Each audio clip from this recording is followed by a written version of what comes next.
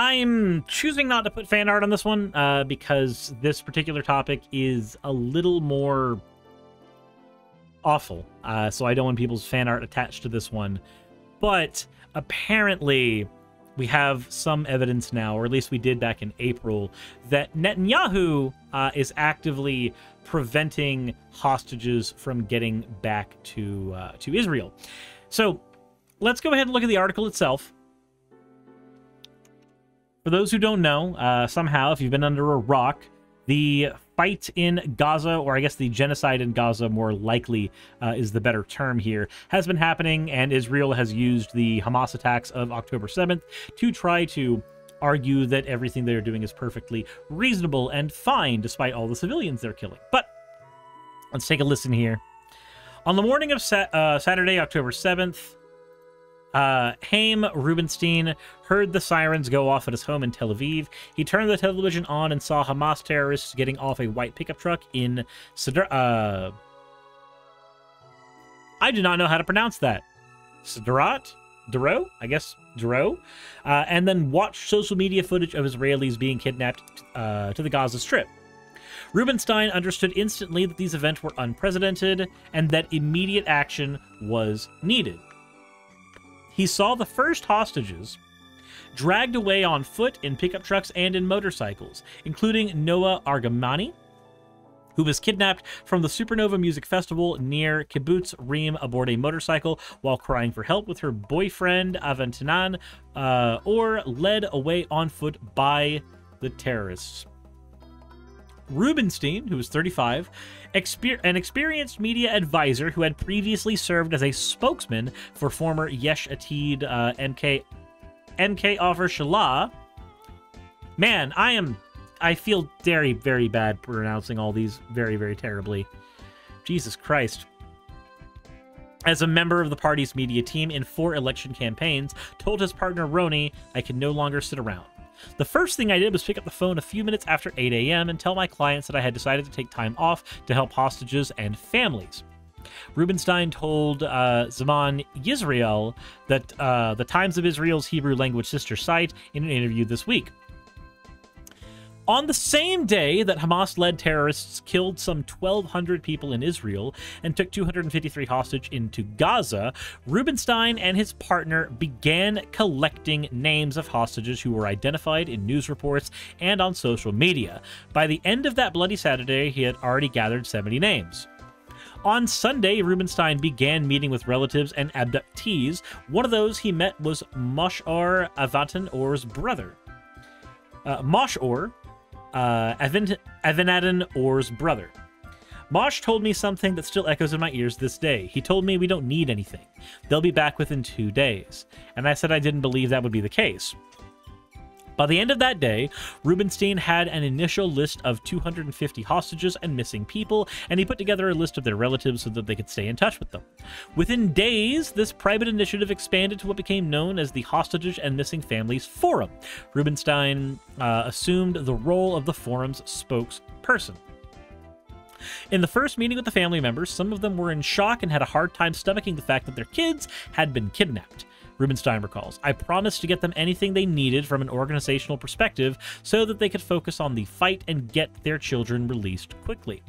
So people asked me all sorts of questions. For instance, one of the parents showed me a Hamas-issued video showing one of the hostages, but it was blurry and they had a hard time determining whether it was their daughter, so they wanted a professional to clean up the picture. Rubenstein resigned last month as the forum's spokesman. This is the first time since he's agreed to share almost 6 months long worth of experience and to explain why he felt he had to leave the forum that he had co-founded. The first question was, did the families whose sons and daughters were taken away while serving in the IDF get updates from the army? He said in the first few days, these families didn't know who to turn to. The IDF was unprepared.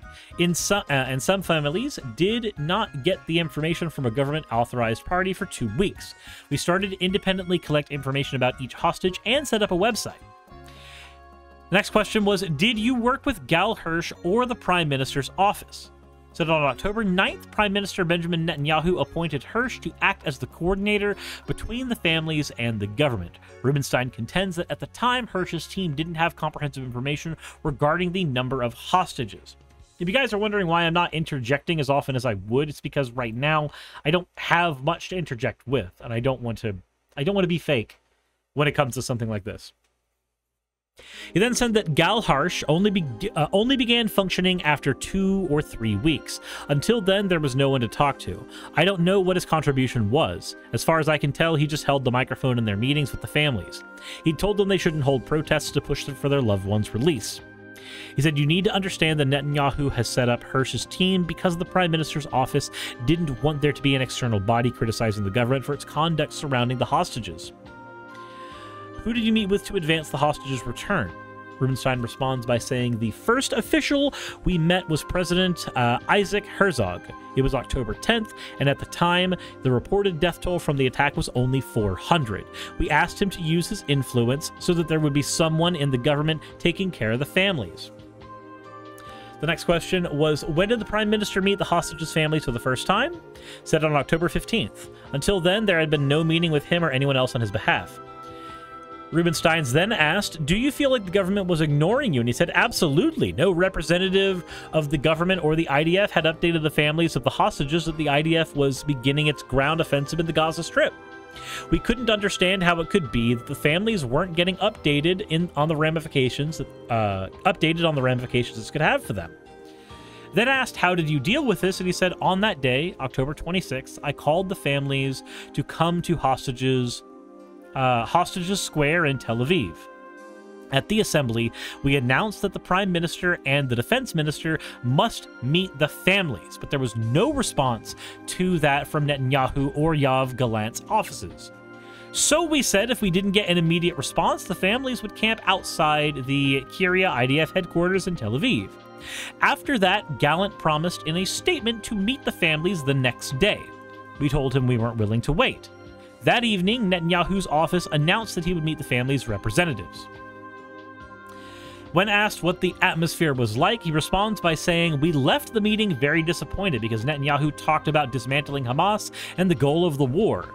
He didn't promise anything in regards to demanding the return of the hostages. He merely said a military operation in Gaza was needed to serve as leverage for the hostages' release. We later found out that Hamas had offered on October 9th or 10th to release all the civilian hostages in exchange for the IDF not entering the Strip. But the government rejected the offer. So, before I continue, I need to go ahead and give a little bit of backstory here. So, Hamas was elected officially to be basically the political leaders for the Gaza Strip. But they've basically held that afterwards, irrespective of anybody wanting an election with anybody else there, from what I understand. Now, the IDF generally likes to run with the idea that October 7th was the beginning of everything, but the reality is there's been conflict between Israel and Gaza going on several years. Netanyahu here seems to have decided to, instead of getting the hostages back for the families who want their, people safe, instead he's decided to use this as an excuse to prolong a war instead of actually engaging in a humanitarian effort. It looks better for him to have a military effort.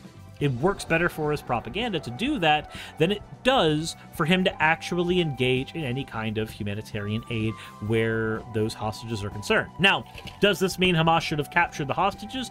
No. This is not excusing that. This is simply saying that if an offer was on the table, hey, stop coming into our home and we will give you back the hostages, and the answer was, no, we are not doing that, this seems to be that he actively wants that kind of campaign. The next question was, did Benny Gantz and Gadi Eisenkot support your effort, or were they not active on that front? 5 days after the war began, the centrist opposition National Unity Party joined the emergency government, with its leader Gantz getting a spot on the 3-member war cabinet and MK Eisenkot becoming an observer in the key decision-making panel. Both Gantz and Eisenkot are former IDF chiefs of staff. Rubenstein responds by saying that we worked with them all the time. Anytime we wanted to meet with them, they agreed. They pressured Netanyahu to make a deal, but Netanyahu sidelined them. The families are still asking Gantz not to leave the government, as many government critics have increasingly been urging them to do. The next question was, how come the first hostage deal was relatively quick, 53 days since the war began, but the second deal was pushed off for over 200 days? Rubenstein said he has no doubt that a protest march in Jerusalem that he organized brought the November deal in, which over 100 women and children were released in exchange for a week-long truce and Israel freeing female and underage Palestinian security prisoners. Rubenstein then says the main reason is the prime minister's refusal. On the one hand, Netanyahu has told the families that the price, likely the release of countless Palestinian terror convicts, isn't a factor. On the other hand, he's holding on to all sorts of security excuses to prevent a deal. Then asked, how do you explain Netanyahu's ostensible lack of effort to bring the hostages home? To which he says, the main reason is conflict of interest. He knows that the moment the hostages are released, Bezalel Smotrich and Itamar Ben-Gvir will leave the government because they'll think the price was too high. They are the finance minister and leader of the religious Zionism party, respectively, and national security minister Ben-Gvir, head of... Oh, sorry. Bezalel is the finance minister and leader of the religious Zionism party, and national security minister Ben-Gvir is head of the Azama Yehudit party. They are far-right leaders essential to Netanyahu's coalition and have been pushing for stronger military action in Gaza, specifically. He said there's no doubt that Netanyahu is preventing a deal. Netanyahu knows that if he goes to elections at this time, he won't be able to form a new government, and he is motivated by cold political considerations. So basically, it seems like Netanyahu is choosing instead of trying to get Israeli citizens back in Israeli homes, he is trying to prolong a military effort because he needs his political party united, and to unite his political party, he needs an enemy, and that enemy is Hamas, and by extension, all the civilians in Gaza. Okay. That's kind of a little bit quite fucked. He said, do you agree with those arguing that every day that passes reduces the chances of the hostages coming home? And Rubenstein responds with, unfortunately, it is worse than that. Time is not running out. Time has already ran out. Many hostages, even those who will come back alive, will need very complex rehabilitation because they've been in captivity and under very complex conditions for many months.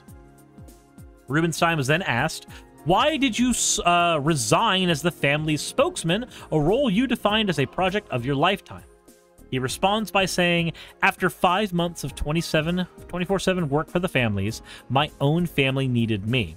There were other reasons, such as Prime Minister office's meddling in the Hostages and Missing Families Forum in an attempt to divide the families. Some families have started to openly call Netanyahu and his government to resign, while other families reject those messages. Rubenstein rejected claims leveled against him of politicizing the hostage family's cause. He said the opposite is true. Netanyahu's people were the only ones making it political. So yeah, if you're literally trying to prevent hostages from coming home just so that you can keep your position of power, then yeah, you're making it political. You're unironically the one making it political. He's then asked, is it correct that there have also been threats against you? To which he said, that's right. There were threats to tarnish my name, but this isn't the time to talk about it. At this time, the only focus should be on returning the 133 hostages who are rotting away in Hamas's tunnels.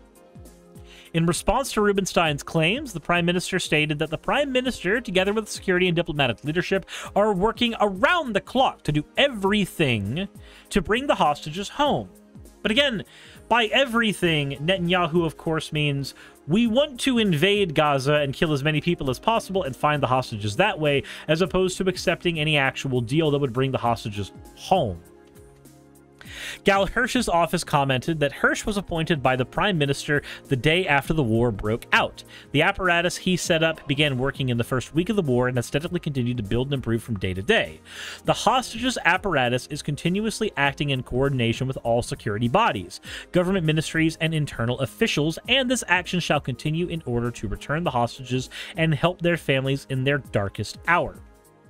And that is it on the article there. So it seems to me to be, while a very complicated issue in that there's a lot of moving parts, there is a simple fact there.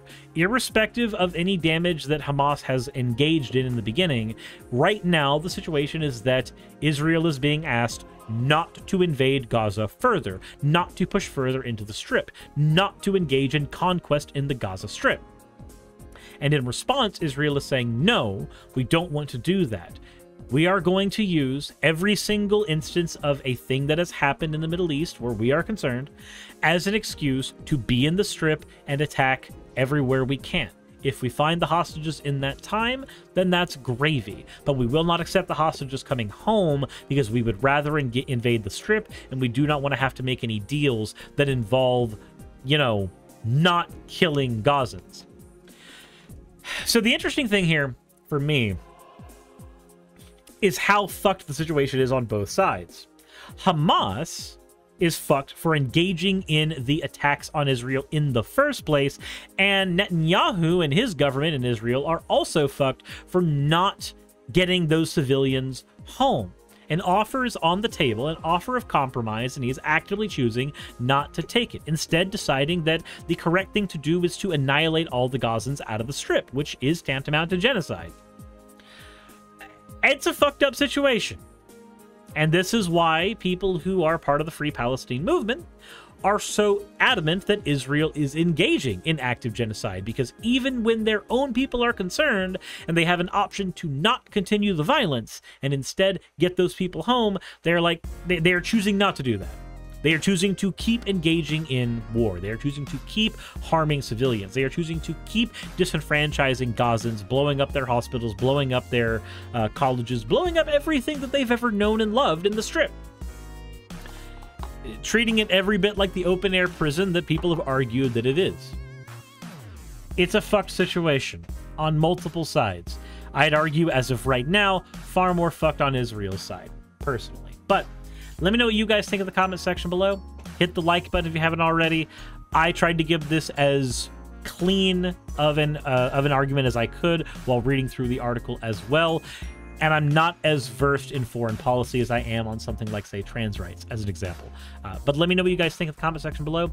Hit the like button if you haven't already. Subscribe if you haven't already. And as always, everybody, insert into video tagline here. Hey, just wanted to give a quick thank you to all of my wonderful patrons who help keep me afloat and help keep this channel going. YouTube and Twitch are wonderful platforms, but at the end of the day, stability is not one of their strong suits. If you want to support my channel, then obviously Patreon is one of the best ways of doing that. Link is in the description. But I do want to personally thank everybody who has contributed to the channel. Those people would be Red Joker, Purple Poundini, Jemshin, Britzkrieg, Jupe the Malignant, Michael, Ravalern, Mabbity Babbity, Astral Frontier, Autumn and Angel, Nixie Chan, Mark Anthony, Victorian Alchemist, I'm not saying the last part of that, and you know that, Arcton Arclacier, Kiratorian, Dren Hadamata, Jordan M, John L, Lord Bleck, Smiling Game Master, and Fireshard. And everyone else who supports my channel and lets me do what I do full time. This is a dream job of mine that I never believed that I would be able to take full time, and with your help, I've been able to do it. So thank you so very much for that.